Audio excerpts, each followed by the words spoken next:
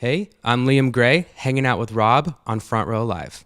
Before any artist wants to go ahead and release that first listen of their creative process, like I'm sure it's so difficult to pick and choose which is the right one to present to the world. Right. What is it about Uniform that made you want to pick this one as the first listen for your music? I think Uniform's the best one to start out with because it means the most to me. It was actually the first song I wrote in LA, and I was with this amazing songwriter named Dale Anthony, and we came up with this in about like 30 minutes, and so it was a really quick write, and I think it's the best song to start out and to show people what kind of music I'm working on. Right.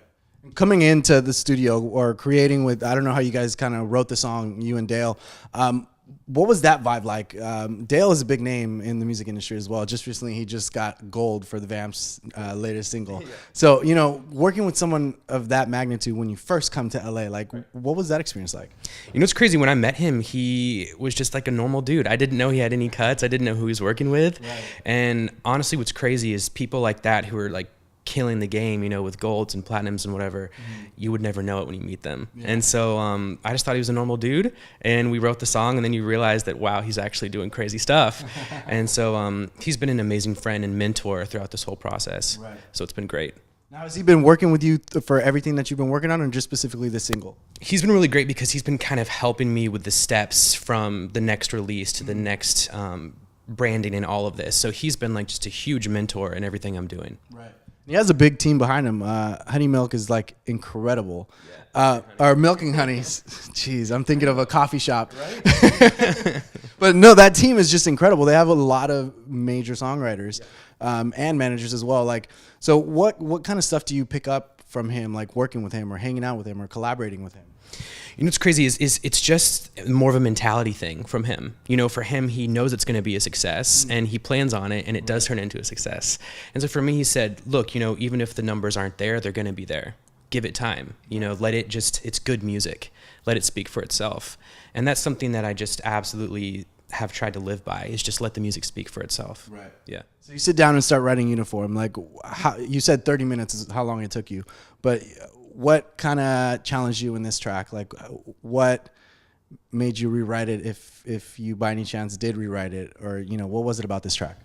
Yeah, it's crazy. I grew up in like, the whole song started, I grew up in like a school where I had to wear uniforms every day. And so I was like, you know what? Like, what if we wrote this song about like, you know, like this girl and she fits so good on you and she looks so amazing on you. She's like your uniform and it looks amazing. And he was like, that's it. That's what we need to write about. And I was like, are you joking? And he was like, no, let's do it. And so we wrote the song from the title. Yeah. And honestly, what's funny is all the songs I've written so far, it always starts with the title. And then you go from there. That's the first I've heard. Yeah. Maybe I'm doing something weird. Who knows? You're starting a new trend here in LA.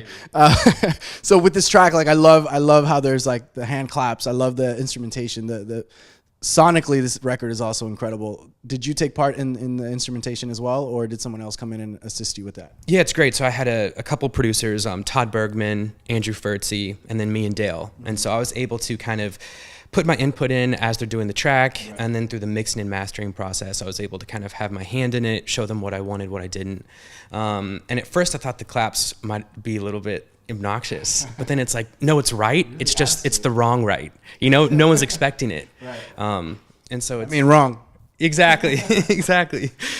So yeah, it's one of those things that, you know, I'm always trying to push the boundary for pop music. I'm always trying to find that next sound.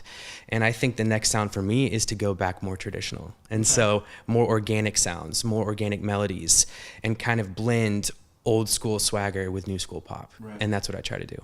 How scary is it being a new artist and knowing how, you know, the music industry continues to shift every single day, especially pop music? It's kind of hard to pick and choose like what's hot today.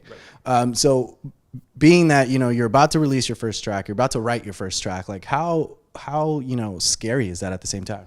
Yeah, it's crazy. I mean, I've been in the industry for a while, and it's like you have these overnight success people, and then you have me who's just been grinding. Right.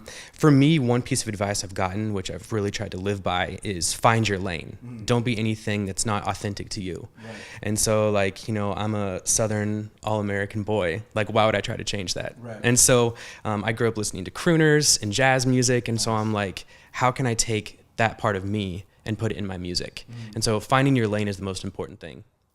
Now, you went to Nashville for a little bit to work on your songwriting. What did Nashville do for you in order to get better at your songwriting? Is it people that you collaborated with? Is it just basically the atmosphere out there? Like what really happened? Yeah, it's a songwriting town, 100%. And so like, you know, I grew up playing football and I didn't know anything about music. You know, I love to sing. And so I go to Nashville and I'm surrounded by people who have been writing their whole life, and you pick up the tips and the tricks of the trade. Right. And yeah, it was like the most amazing experience, and it really like helped me become a successful musician out here in LA with that songwriting background. So now we move forward. The single's out now. I'm sure you're getting ready to pick and choose where you're going to go and play and perform. What is a live show like for you? Is that something you're still trying to figure out? Yeah, I'm definitely thinking early 2019 I'll start having a live show. And right now I just want to keep releasing music. I have 4 to 5 songs ready to go. Nice. That are going to continue to push the boundaries, you know, and put out my name as Liam Grae. But yeah, I think 2019 will be a big touring year for me. Right. And for those fans that are not familiar with your music, what are you all about? Why do you create music today? Yeah, that's an amazing question. I think pop music is missing a traditional element, and it's missing an organic element. Mm-hmm. And so I'm all about taking traditional and making that modern. Yeah. And so taking the beautiful vocals from the Bing Crosby, the Frank Sinatra, and infusing that with new pop production. And so that's what I'm all about. Awesome, dude. Well, thanks for hanging out with me. Congratulations with Uniform. You guys be sure to check out Liam Grae, new single, debut single is out now, Uniform. And thanks for watching here on Front Row Live.